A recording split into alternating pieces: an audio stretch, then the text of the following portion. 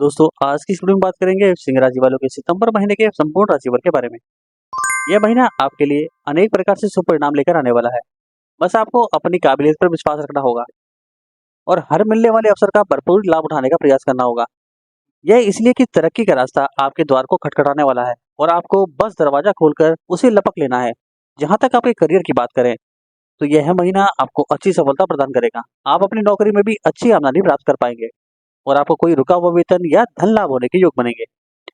आपको नौकरी में तनख्वाह में वृद्धि का तोहफा भी मिल सकता है। आपकी स्थिति अनुकूल रहेगी। कठिन मेहनत और अपने अनुभव का लाभ उठाते हुए हर काम को मन से करेंगे, जिससे आपको उसमें सफलता भी मिलेगी और प्रशंसा भी। व्यापार करने वाले जातकों को थोड़ी सी सावधानी के साथ आगे बढ़ना चाहिए।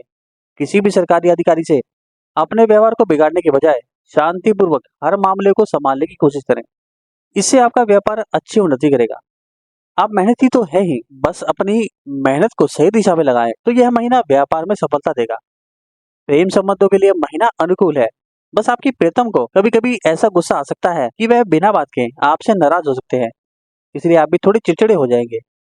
लेकिन प्यार एक ऐसा संबंध है जिसमें ऐसी घटनाएं तो हो सकती हैं, इसलिए एक दूसरे को संभाल ले और अपने रिश्ते को अहमियत दें। विवाह जातकों के लिए महीने की शुरुआत तनावपूर्ण रहेगी, उसके बाद स्थितियां संभलने लगेगी। महीने का उत्तरार्ध अपेक्षाकृत अनुकूल रहने वाला है। आर्थिक मामलों में यह महीना मध्यम रहेगा। आमदनी बढ़िया रहेगी, धन संचय की स्थिति भी बनेगी, लेकिन खर्च भी बने रहने की संभावना है। पारिवारिक जीवन में खुशहाली रहेगी। छोटी मोटी समस्याओं को छोड़ दें तो यह महीना पारिवारिक जीवन में खुशहाली लेकर आएगा। विद्यार्थियों को शिक्षा के लिए खूब मेहनत करने के बाद आगे बढ़ने का मौका मिलेगा। आपको स्वास्थ्य संबंधी समस्याओं पर थोड़ा सा ध्यान देना होगा। चलिए अब बात कर लेते हैं आपके करियर यानी कार्य क्षेत्र की। करियर के दृष्टिकोण से यह महीना अनुकूल रहने की संभावना है। 10वें भाव के स्वामी देवगुरु बृहस्पति विराजमान है, जो आपको नौकरी में अच्छी स्थिति प्रदान करेंगे। आप अपने अनुभव का लोहा मनवाएंगे और अपने अनुभव से हर काम को मन लगाकर करेंगे, जिससे नौकरी में आपको अच्छे परिणाम मिलेंगे। मनचाहे परिणाम मिलने से आपकी छवि भी मजबूत होगी और आपको प्रशंसा भी प्राप्त होगी। आपकी तनख्वाह में वृद्धि भी इस महीने आपको मिल सकती है और कोई पुराना रुका हुआ वेतन भी आपको इस महीने मिल सकता है। इससे आपकी खुशी का कोई ठिकाना नहीं रहेगा। 10वें भाव के स्वामी शुक्र महाराज दूसरे भाव में विराजमान रहेंगे, जिससे आप नौकरी को लेकर काफी आश्वस्त रहेंगे। परिवार के लोगों का सहयोग भी आपके काम को आगे बढ़ाने में मदद करेगा। वह आपको आगे बढ़ाने के लिए प्रेरित करेंगे। 6ठे भाव के स्वामी शनि महाराज सप्तम भाव में विराजमान रहेंगे, जो आपसे कठिन मेहनत करवाएंगे और इस कठिन मेहनत का फल भी आपको बराबर मिलता रहेगा।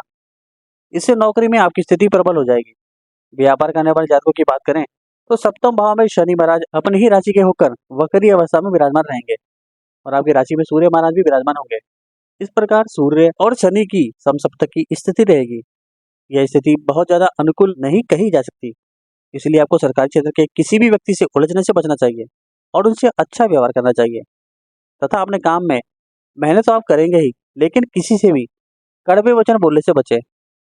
अपने व्यापार में आप कुछ नई योजनाओं को अमली जमा पहनाने की कोशिश करेंगे, जिसमें अभी कुछ समय लग सकता है। महीने के उत्तरार्ध में जब सूर्य 16 सितंबर से कन्या राशि में दूसरे भाव में चले जाएंगे तो इन परिस्थितियों में और सुधार आएगा तथा व्यापार तीव्र गति से आगे बढ़ने लगेगा। आपको विदेशी संपर्कों का कोई लाभ मिल सकता है। पूर्व में किए गए किसी निवेश से व्यापार में उन्नति हो सकती है। इसके अतिरिक्त कुछ नए संसाधनों पर काम करने का विचार आपको सफलता प्रदान करेगा। चलिए बात कर लेते हैं आपकी आर्थिक स्थिति के बारे में। यदि आपकी आर्थिक स्थिति को देखा जाए तो महीने की शुरुआत में बुध महाराज आपके द्वादश भाव में विराजमान रहेंगे और खर्चों को बढ़ाएंगे, लेकिन 4 सितंबर से वह आपके प्रथम भाव में और 23 सितंबर से आपके दूसरे भाव में आकर आर्थिक स्थिति को बेहतरीन बनाने में महत्वपूर्ण भूमिका निभाएंगे। इसके अतिरिक्त आपके तीसरे और 10वें भाव के स्वामी शुक्र महाराज महीने के पूर्वार्ध में दूसरे भाव में बने रहेंगे, जिससे आर्थिक स्थितियां और बेहतर होंगी। धन संचय करने में आपको सफलता मिलेगी। आपको नौकरी से भी धन लाभ होगा, उसे भी आप बचत में लगाने की कोशिश करेंगे और सफल रहेंगे। मंगल महाराज पूरे महीने आपके एकादश भाव में विराजमान रहेंगे, जिससे आपकी आमदनी लगातार बढ़ती रहेगी। देवगुरु बृहस्पति 10वें भाव में बैठकर दूसरे भाव को पूर्ण पंचम दृष्टि से देखेंगे और आपकी आर्थिक उन्नति में सहयोग करेंगे। हालांकि इसी बीच राहु महाराज पूरे महीने अष्टम भाव में विराजमान रहकर फिजूल के खर्चे भी करवाएंगे। आपको इन बेवजह के खर्चों से बचने की कोशिश करनी चाहिए और अवांछित यात्राओं से भी बचना चाहिए।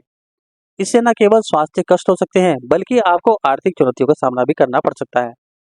अगर यह समझ जाएंगे तो फिर यह महीना धन की कोई कमी नहीं होने देगा। चलिए बात कर लेते हैं आपकी हेल्थ यानी स्वास्थ्य की।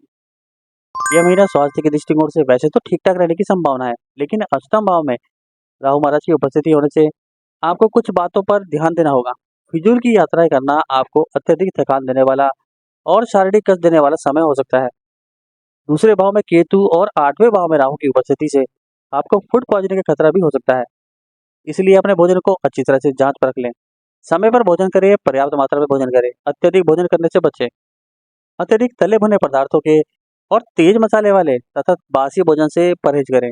ऐसा करने से स्वास्थ्य समस्या नियंत्रण में रहेगी और आपको कोई बहुत ज्यादा कष्ट नहीं उठाना पड़ेगा। महीने की शुरुआत में सूर्य महाराज आपके प्रथम भाव में होंगे, जो कि आप ही की राशि के स्वामी हैं। इससे स्वास्थ्य मजबूत बनेगा, पुरानी समस्याओं में कमी आएगी। लेकिन महीने के उत्तरार्ध में सूर्य महाराज दूसरे भाव में आ जाएंगे और उन पर राहु केतु का प्रभाव रहेगा, जिससे आपकी रोग प्रतिरोधक क्षमता में कमी हो सकती है।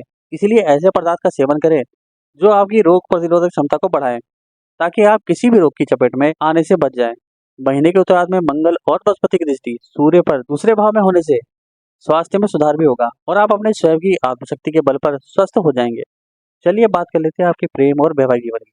यदि आपके प्रेम जीवन की बात करें तो पंचम भाव के स्वामी बृहस्पति महाराज दशम भाव में विराजमान रहेंगे और मंगल महाराज एकादश भाव से पंचम भाव को देखते रहेंगे। इन दोनों ही परिस्थितियों के कारण आपके प्रेम संबंधों में उतार चढ़ाव की स्थितियां आएंगी। आप बहुत कुछ करना चाहेंगे और अपने प्रीतम के साथ ज्यादा से ज्यादा समय बिताना चाहेंगे, लेकिन परिस्थितियां ऐसा नहीं करने देंगी। इससे आपके अंदर झुंझलाहट पैदा हो सकती है, लेकिन इससे कुछ फायदा ना होकर नुकसान ही हो सकता है। इसीलिए अपने मनोभावों को नियंत्रण में रखें। जितना भी समय आप अपने प्रीतम से मिलें, उनसे प्यार भरी और अच्छी बातें करें। उन पर किसी तरह का बोझ न डालें और उन्हें दुखी करने की कोशिश न करें। हर रिश्ते में ऐसा समय आता है, इसीलिए इस समय को व्यतीत हो जाने दें और अच्छे समय की प्रतीक्षा करें। वह अच्छा समय दूर नहीं है, धीरे धीरे स्थितियां बदलने वाली हैं। 18 सितंबर से शुक्र के तुला राशि में तीसरे भाव में आ जाने से आपके मित्र आपके रिश्ते में अहम भूमिका निभाने लगेंगे और आपका कोई खास मित्र भी आपके निकट आएगा। यदि आप अभी तक अकेले हैं तो महीने के उत्तरार्ध में कोई आपके दिल में जगह बना सकता है। विवाहित जातकों की बात करें तो थोड़ी सावधानी रखनी होगी, क्योंकि सूर्य महाराज प्रथम भाव में और शनि महाराज वक्री अवस्था में सप्तम भाव में विराजमान होकर समसप्तक योग बनाएंगे, जो कि वैवाहिक जीवन में तनाव बढ़ा सकता है। अष्टम भाव में राहु की उपस्थिति भी होगी, इसलिए ससुराल पक्ष से भी सामान्य व्यवहार करें और अपने जीवन साथी से सामंजस्यपूर्ण व्यवहार करें। महीने के उत्तरार्ध में जब 16 सितंबर से सूर्य दूसरे भाव में चले जाएंगे, तब आपकी स्थितियों में सुधार होने लगेगा। जीवन साथी तो शुरू से ही आपसे पूर्ण विनम्रता से पेश आएंगे और आपके प्रति समर्पित भाव रखेंगे। बस आपको भी उन्हें अच्छा महसूस कराना चाहिए। इसी से आपका रिश्ता और बेहतर हो जाएगा। चलिए बात कर लेते हैं आपकी पारिवारिक स्थिति के बारे में। यह महीना पारिवारिक तौर पर अनुकूल रहने की संभावना दिखाई दे रही है। महीने की शुरुआत में शुक्र महाराज केतु के साथ दूसरे भाव में विराजमान रहेंगे, जिससे परिवार में प्रेम बना रहेगा। कोई बड़ा फंक्शन हो सकता है जिसमें लोगों के आगमन से घर में रौनक लगी रहेगी। मंगल महाराज एकादश भाव में बैठकर आपके दूसरे भाव को देखेंगे, जिससे घर के लोगों को धन प्राप्ति के लिए ज्यादा प्रयास नहीं करने होंगे और घर की आर्थिक स्थिति अनुकूल रहेगी। दूसरे भाव के स्वामी बुध महाराज महीने की शुरुआत में द्वादश भाव में विराजमान रहेंगे, जिससे घर की जरूरत पर पैसे खर्च होंगे और बुध महाराज 23 सितंबर को कन्या राशि में दूसरे भाव में आ जाएंगे, जिससे कुटुंब के लोगों को आपस में जोड़े रखना और आसान होगा। आपस में प्रेम भरी बातें आपके प्रियजनों के बीच आत्मीयता बनाए रखेगी। चौथे भाव के स्वामी मंगल महाराज एकादश भाव में विराजमान रहेंगे, जिससे किसी संपत्ति के क्रय विक्रय से घर की आर्थिक स्थिति में सुधार होगा। देवगुरु बृहस्पति पूरे महीने आपके चतुर्थ भाव को और द्वितीय भाव को देखेंगे, जिससे पारिवारिक जीवन में संतुलन बना रहेगा और सभी के बीच प्रेम बढ़ेगा। शुक्र महाराज जो तीसरे भाव के स्वामी है, महीने की शुरुआत में आपके दूसरे भाव और 18 तारीख से तीसरे भाव में आ जाएंगे, जिससे भाई बहनों को अनुकूलता मिलेगी। उनके कार्य में उन्हें अच्छी सफलता मिलेगी, जिससे आपको भी प्रसन्नता होगी और वह महीने के पूर्वार्ध में आपकी सहायता करेंगे। तो उत्तरार्ध में आप भी उनकी सहायता के लिए तत्पर रहेंगे। इससे आपके बीच अच्छा सामंजस्य दिखाई देगा, जो आपके भाई बहनों को आपके और निकट लाकर खड़ा कर देगा और आपके आपसी संबंध सुधरेंगे। अब आपके लिए कुछ उपाय हैं। पहला, आपको प्रतिदिन सूर्य देव को तांबे के पात्र से अर्घ देना चाहिए। दूसरा, प्रतिदिन सूर्य देव के बीज मंत्र का जाप करना आपके लिए लाभप्रद होगा।